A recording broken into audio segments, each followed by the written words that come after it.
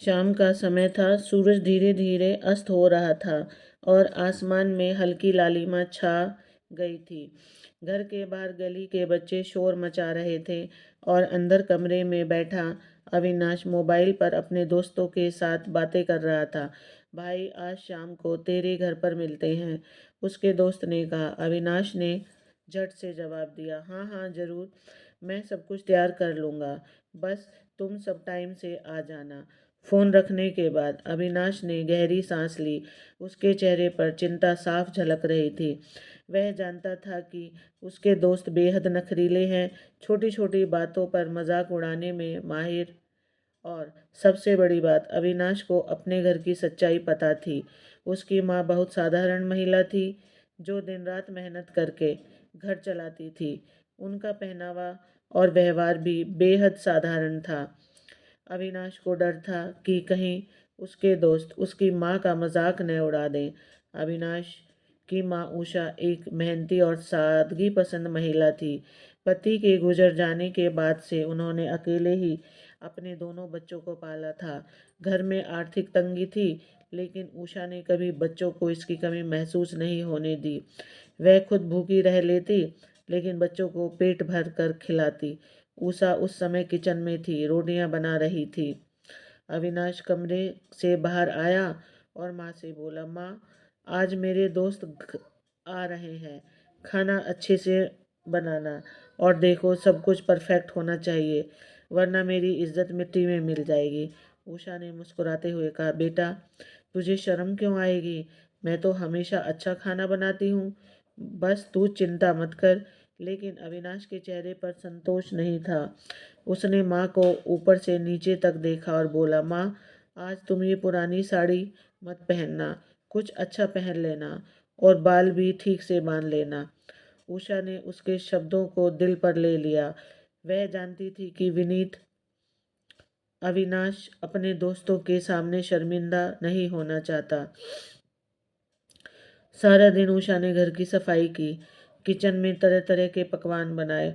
उसने आलू के परांठे, दाल मखनी, चावल, साथ में हलवा भी तैयार किया। अविनाश बार बार आकर चेक कर रहा था कि खाना सही बन रहा है या नहीं। शाम होते होते घर में सब कुछ तैयार था। अविनाश ने माँ को फिर याद दिलाया, माँ प्लीज़ अच्छे कपड़े पहन लेना, और हाँ, ज़्यादा बात मत करना, बस खाना सर्व कर देना और अंदर चली जाना। उषा ने गहरी सांस ली। उसकी आंखों में हल्की नमी थी, लेकिन उसने कुछ नहीं कहा। वह जानती थी कि अविनाश अपने दोस्तों के सामने अच्छा दिखाना चाहता है। शाम के 7 बज चुके थे। अविनाश के दोस्त घर पहुंचे। सभी हंसते खेलते अंदर आए। अविनाश ने उन्हें बैठने को कहा और खुद उन्हें पानी देने चला गया। दोस्तों ने घर का मुआयना किया और बोले, भाई, तेरा घर तो बड़ा साधारण है। अविनाश ने मुस्कुराते हुए कहा, हाँ यार, छोटा सा घर है, लेकिन दिल बड़ा है। इतने में उषा किचन से बाहर आई। उन्होंने हल्की गुलाबी साड़ी पहनी थी, जो बहुत पुरानी थी, लेकिन साफ सुथरी। बालों को ठीक से बांध रखा था। वह मिठाई की प्लेट लेकर आई और दोस्तों के सामने रख दी। अविनाश के एक दोस्त ने मजाक करते हुए कहा, यार, तेरी माँ तो बड़े पुराने जमाने की लगती हैं। यह सुनकर अविनाश को शर्मिंदगी महसूस हुई। उसने जल्दी से बात बदल दी और खाने की बात करने लगा। उषा ने दोस्तों की बातें सुनी, लेकिन कुछ नहीं कहा। वह अंदर जाकर किचन में बैठ गई। उसके मन में अजीब सी उदासी थी। उन्होंने सोचा, क्या सच में मैं अपने बेटे के लिए शर्मिंदगी का कारण बनती हूँ? रात का खाना परोसा गया। दोस्तों ने खाने की तारीफ की, लेकिन अविनाश ने खुशी महसूस नहीं की। उसे लग रहा था कि उसकी माँ की वजह से उसकी इज्जत कम हो गई है। रात के समय जब सब दोस्त चले गए, तो उषा ने अविनाश से बात करने की कोशिश की। बेटा, क्या मैं तुम्हारे लिए शर्मिंदगी का कारण हूँ? उषा ने धीरे से पूछा। अविनाश ने झल्लाते हुए कहा, माँ, ऐसा कुछ नहीं है, बस आप मेरी बात को समझा करो। उषा ने गंभीर स्वर में कहा, बेटा, मैंने अपनी पूरी जिंदगी तुम्हारे और तुम्हारी बहन के लिए लगा दी। तुम्हारे पिता के जाने के बाद मैंने दिन रात मेहनत की, ताकि तुम्हें किसी चीज़ की कमी न हो।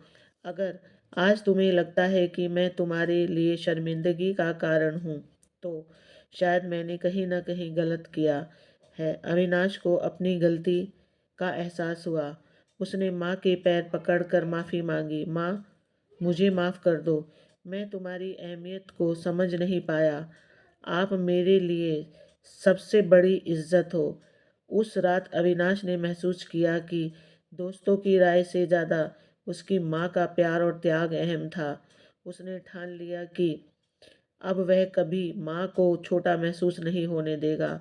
अगले दिन अविनाश ने अपने दोस्तों को बुलाया और माँ से उनका परिचय गर्व से कराया। उन्होंने कहा, यार, यह मेरी माँ है, जो मेरी दुनिया है। दोस्तों ने उषा की तारीफ और अविनाश की माँ अविनाश की माँ को समझा। कहानी हमें यह सिखाती है कि माँ का त्याग, प्यार हमारी असली इज्जत है। हमें उसकी अहमियत को समझना चाहिए।